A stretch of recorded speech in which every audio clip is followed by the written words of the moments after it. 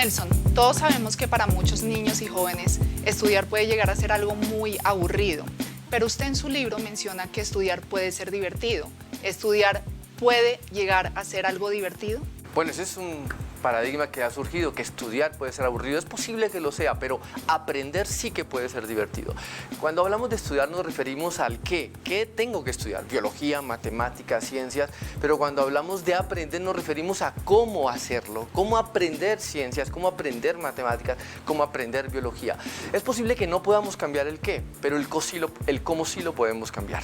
Te voy a dar un ejemplo. Si debo estudiar sobre las células, es posible que yo tenga que sacar la relación de algunas cosas que debo memorizar, que lo debo hacer, pero cómo lo puedo estudiar, lo puedo hacer a través de un microscopio, lo puedo hacer a través de un video, y eso cambia la perspectiva, y este libro busca eso, cambiar esa perspectiva, pasar de un qué a un cómo y hacerlo divertido.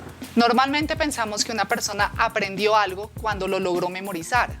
¿Memorizar es lo mismo que aprender? Y para usted, ¿qué es realmente aprender?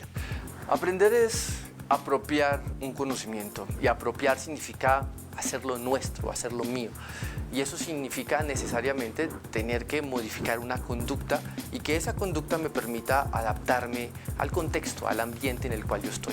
Mientras que retener o memorizar una información es solo una parte del aprendizaje, no lo es todo. Es decir, si yo quiero aprender, por ejemplo, sobre la célula, es posible que necesite memorizar una parte, sus funciones, sus estructuras. Pero lo importante es, en cualquier caso, que la niña o el niño pueda vivir una experiencia que le genere una emoción, que le dé alegría, que le dé placer, que le permita crear una experiencia. Así la pueda apropiar, porque la memorización se va, mientras que cuando hubo una experiencia de por medio, le permite recordarlo siempre.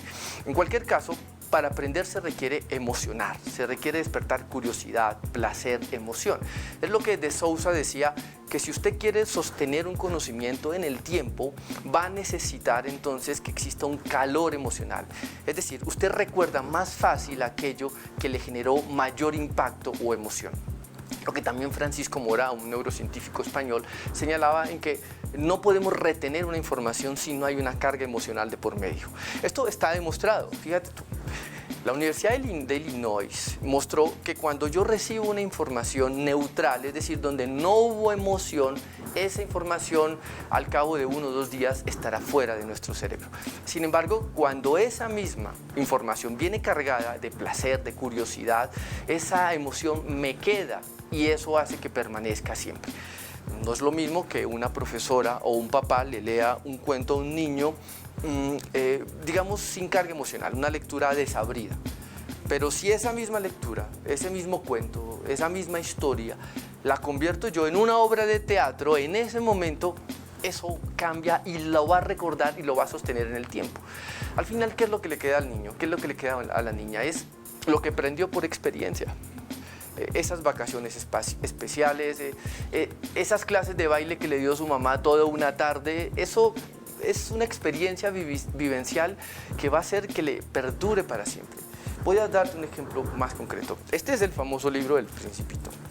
El Principito hay que leerlo con cierta emoción, ¿no? Pero si yo hago una lectura, no sé, desabrida y digo, aquí en la página 34 donde abrí, dice: entonces le dijo el rey, te ordeno bostezar, no he visto bostezar a nadie desde hace años, los bostezos son una curiosidad para mí, vamos, bosteza otra vez, es una orden, eso me intimida, no puedo, dijo el Principito, entiendo, respondió el rey, entonces te ordeno bostezar.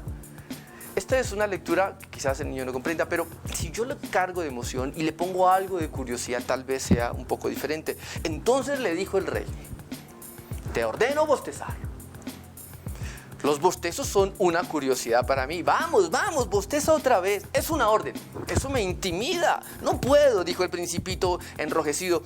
Respondió el rey, entonces te ordeno bostezar otra vez. Y vamos a hacer un concurso de bostezos. Tú y yo vamos a bostezar. ¿Quién logra? ¿El rey o Principito? ¿Quién va a ganar? Esto es una forma de que algo que era información neutral se vuelva con una carga emocional que se vuelve inolvidable. Las emociones efectivamente son importantes para la vida, pero ¿podría usted explicarnos con algún ejemplo la importancia de estas? Sí, recuerdo ahora mismo una experiencia que tuve en el colegio.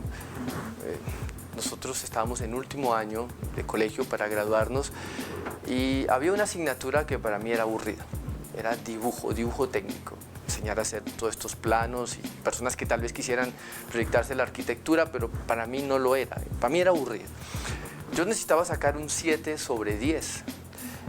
Por tanto, hice mi plano de dibujo, un plano pues básico, pero para pasar. No lo hice para destacar, pero para pasar.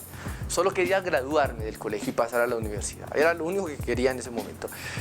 Entregué mi plano a la profesora Betty, recuerdo muy bien su nombre, y cuando le entregué 8 días después voy a buscar los resultados y encuentro que era de los que había reprobado el examen. Por tanto, no me podría graduar con mis compañeros. Eso para mí era un shock total. Yo digo, ¿qué hago en este momento? Me fui a buscar a la profesora Betty a la sala de profesores, muy enojado, tenía 15 años, pero muy enojado, y le hice el reclamo, ¿qué era lo que había pasado? Betty me entregó el examen y recuerdo muy bien lo que decía. Primero la calificación. Me había colocado calificación, era sobre 10. Su calificación fue 0 sobre 10. Yo dije, ¿pero qué le pasa, profesor? Cuando volteó el examen, al respaldo, colocó otra frase que decía lo siguiente.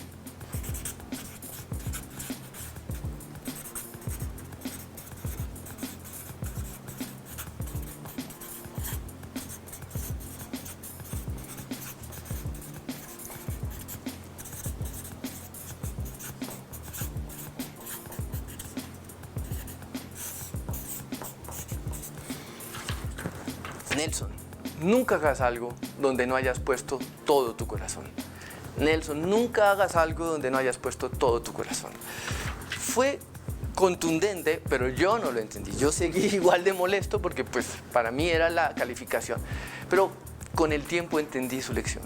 Su lección es, donde no hay emoción hay mediocridad. Yo hice esa plano sin emoción y sucede igual con los niños, con las niñas. Si la tarea que están haciendo no tiene emoción, vamos a hacer cosas mediocres.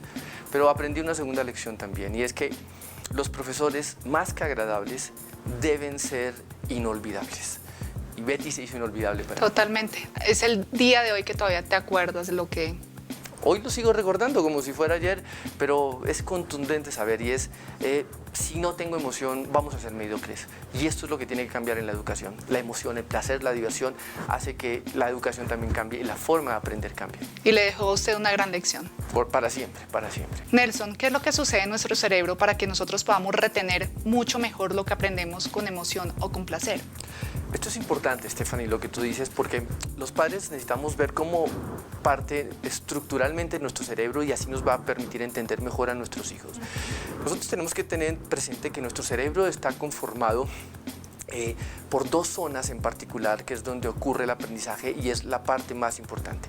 La primera es la zona del neocortés, que es la que me permite razonar. Es donde está el pensamiento lógico, donde está la conciencia.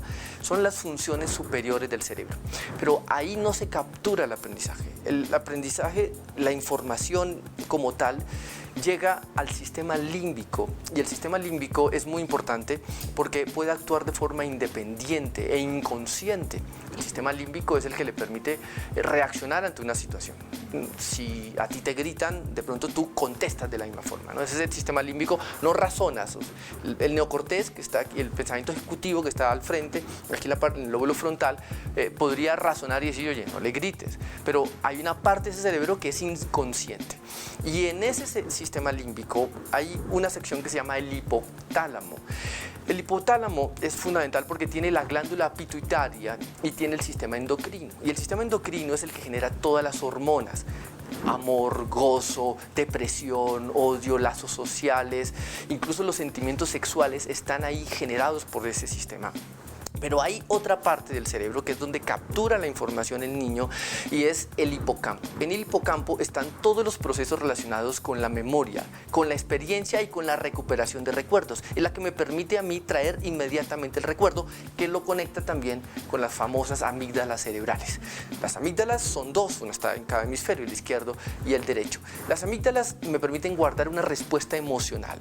Por eso, si a ti te gritaron de niña, es posible que esa persona va esa información a la amígdala cerebral y le permite recordar cómo reaccionó en ese momento y lo recuerda, y eso es lo que le trae nuevamente la información y lo que hace que repita de la misma forma. Finalmente está la corteza orbitofrontal, que es la que se encarga de generar órdenes emocionales y es la que finalmente llega al cerebro ejecutivo. Digo todo esto porque normalmente nosotros creemos que el razonamiento, la cognición o lo que llamamos inteligencia está solamente a merced de ese pensamiento aquí en el lóbulo frontal, y resulta que todo se captura en ese sistema límbico que es el sistema emocional. Por eso cuando es tan importante aprender, porque todo inicia por ahí, por la parte emocional, y solo después puede pasar al razonamiento, a un pensamiento de orden superior. Entonces nosotros no podemos pretender que las niñas, que los niños tengan ese razonamiento de base cuando todo inició con una carga emocional. Por eso insisto que el conocimiento sin emoción no puede sostenerse en el tiempo. Y yo creo, más allá de cualquier cosa, es lo que yo digo en el libro El desafío de aprender en casa, y es que no existe aprendizaje, existe emoaprendizaje. Emoción con aprendizaje, eso es lo que realmente debería existir. Emoaprendizaje. ¿Qué es para usted emoaprendizaje? Creo que muchos de nosotros no estamos tampoco familiarizados con esa palabra o con ese tema. Sí, así es. Pues definitivamente la palabra no existe, la creamos, pero más como una reflexión didáctica, no es una teoría ni un concepto, sino simplemente busca hacer una reflexión a los padres para que comprendamos mejor que si no hay emoción, no hay aprendizaje. Eso es básicamente lo que dice el emoaprendizaje. Simplemente combinamos, es la fusión de dos palabras, la emoción, es decir, lo que tiene que ver con el placer, la recompensa, la alegría, la curiosidad, y el aprendizaje, que tiene que ver entonces con la información, con el pensamiento, con las competencias, con las habilidades. Y es, al juntar esas dos palabras, las llamamos emoaprendizaje, y ahí entonces en el libro El desafío de aprender en casa planteo 5 principios que deberíamos hacer los papás para emoaprender. Y esto implica que nos volvemos unos superhéroes realmente. El aprendizaje es eso, es aprender con emoción. Nelson, ha sido muy interesante todo lo que usted nos ha contado sobre las emociones, pero no podríamos terminar sin pedirle a usted unos tips o algunos consejos de cómo los padres podrían aprovechar mejor las emociones para el aprendizaje de sus hijos. Las palabras construyen el ambiente emocional, construyen nuestro día a día. Las palabras duelen. Cuando son palabras fuertes, duelen, se sienten en el estómago. O sea, hay dolor físico, las palabras se sienten. Y eso significa que puede afectar emocionalmente a la niña o el niño y puede cambiar la respuesta.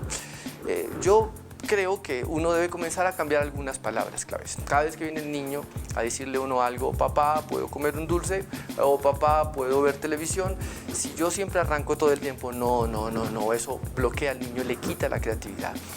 Yo tal vez arrancar con un sí me puede ayudar a abrir inmediatamente el pensamiento del niño. Si yo inicio con un no, cierro el ambiente, lo vuelvo negativo inmediatamente. Sí, y solo que puedo ampliar alternativas para que el niño pueda pensar. O quizás gracias, o podemos hacerlo juntos, o reemplazar la palabra no entiendo por un explícame mejor, eso ayuda. Y yo creo que puede incidir mucho si nosotros sabemos manejarlo. Manejar las palabras va a ser muy importante. De hecho, se ha demostrado que personas que tienen alto coeficiente intelectual, cuando están en un ambiente hostil de palabras fuertes y soeces, su coeficiente intelectual puede caer hasta 50 puntos hacia abajo.